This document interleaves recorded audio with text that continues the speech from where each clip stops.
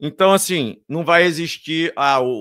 num dia acordaremos, dormiremos no capitalismo, no outro dia acordaremos no socialismo. Então, isso não vai existir. Vai ter que ser um período híbrido, e a própria história já está mostrando isso. Tá? Então, todas as revoluções socialistas, as experiências socialistas, vêm adotando formas híbridas com relação ao modo de produção, tanto capitalistas como socialistas. E não poderia ser diferente, tá? Não poderia ser diferente. Então, assim, você vê na própria União Soviética, teve a ANEP, falaremos disso aqui de uma maneira mais detalhada, né? Cuba, China, né? Hoje a discussão do momento é se China é capitalista, se China é socialista, e etc, etc. E, na verdade, a China é um país que é uma experiência socialista, acho que a maneira correta de se falar é essa, né? É uma experiência socialista em que se adota medidas, formas híbridas, né? Adota formas do modo de produção capitalista e adota formas do produção socialista. Então, assim, são formas híbridas até pela própria necessidade da quadra histórica que nós estamos.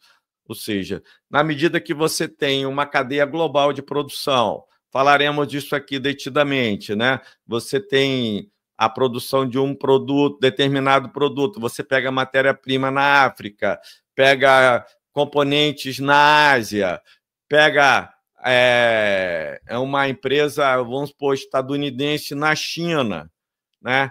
Então, pega matéria-prima na América do Sul. Enfim, então como é que você levaria, né, um país...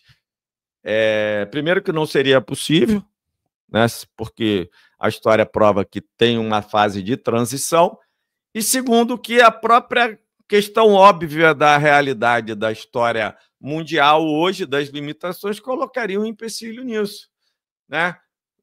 E não é possível uma economia, né, isolada do resto do mundo, porque você precisa de matérias-primas que você não tem no seu país, né?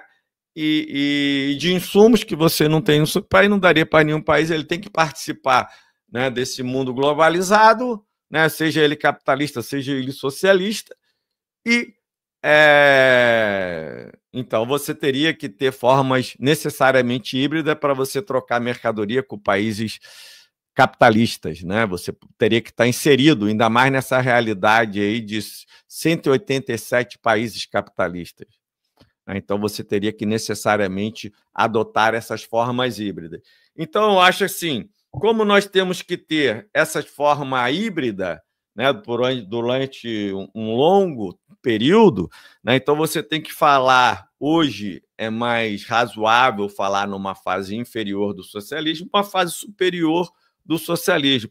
Essa fase inferior, ela necessariamente ela vai ter que caminhar nesse período aí de transição entre o modo de produção capitalista e o modo de produção socialista. Vamos falar aqui de uma maneira mais, vamos dizer assim, estatística. Temos 193 países no mundo.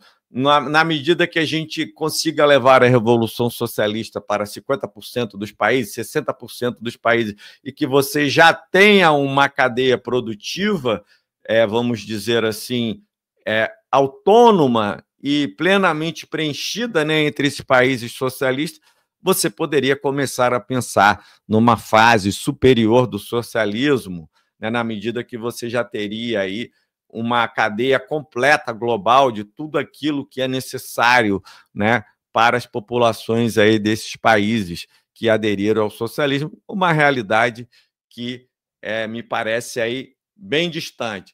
Então, eu vou jogar isso aqui na tela ali para vocês, né, para vocês verem aí o que a gente vai estar falando, né?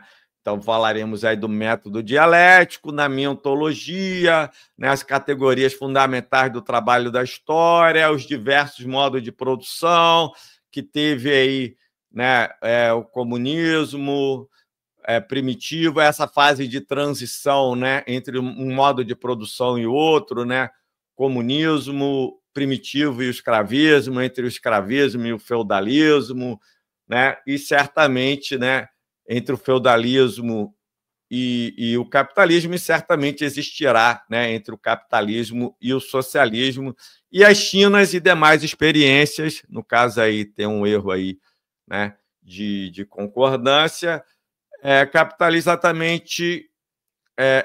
exatamente porque estamos no período de transição e tal. A China e demais experiências apresentam, né? Tá aí.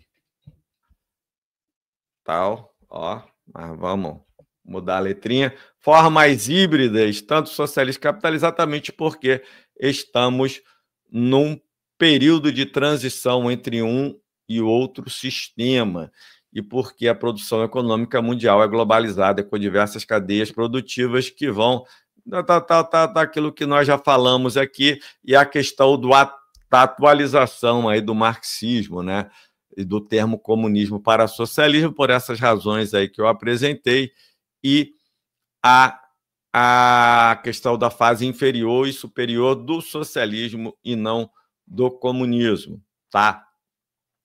Então, assim, partindo, né, antes da gente, vamos estar falando isso aqui, tá? Na situação aí do que nós nos propomos aqui, essa tarefa aí do nosso canal, tá? Já